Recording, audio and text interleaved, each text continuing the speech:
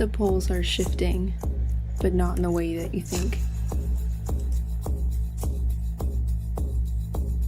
Not from south to north and north to south, but from north to south.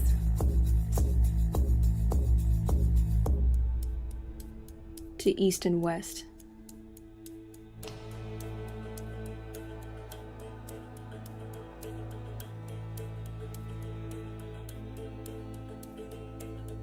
They can't even hide it anymore.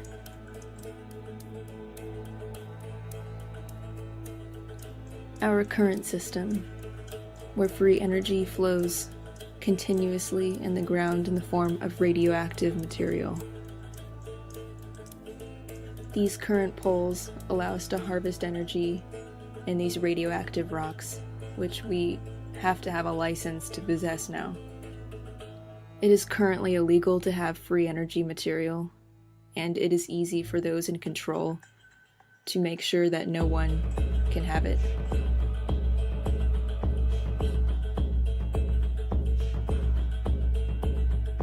The system we just came from in the previous age, and the system that we are about to move into, the age of air, where free energy is harvested freely in the air. Our current cell, a galvanic cell with a negative anode and a positive cathode, connected by a salt bridge, which is the ocean. When you flip the poles of a galvanic cell, it becomes an electrolytic cell.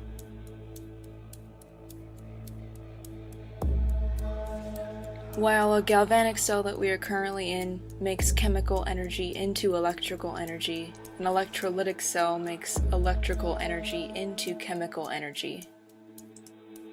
The cell that we are moving into would make lightning, aurora borealis, and plasma everywhere constant. This would be easy to harvest energy from the air. It would also make a constant supply of ozone, which would purify all of the water, dirt, air, constantly.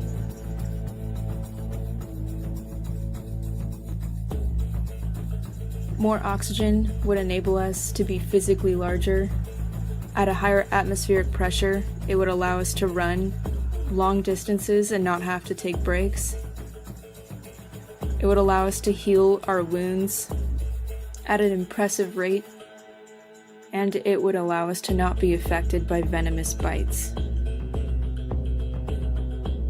What I have found is that ozone at our current atmospheric pressure is very selective with what it allows to live and what it forces to die.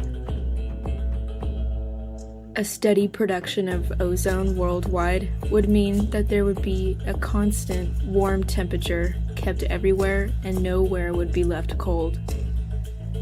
This puts a whole new meaning to why old buildings and old mansions have no heating systems and have big drafty windows and doors. That would make absolutely no sense if they were built today in our current fluctuating, constantly changing climate.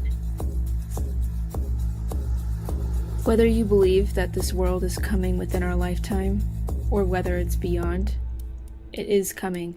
The age of air will allow us to harvest energy freely without having to rely on big companies to do it for us.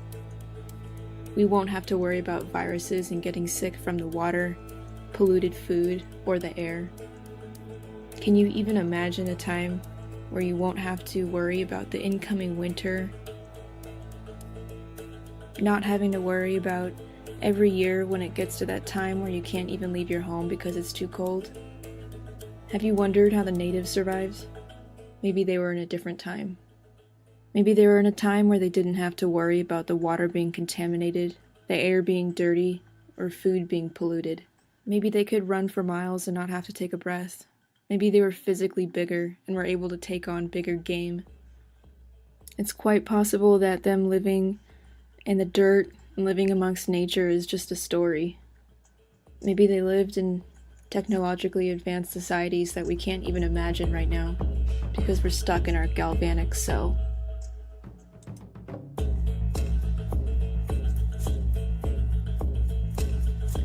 The North Pole has always had an ozone hole, right in the center.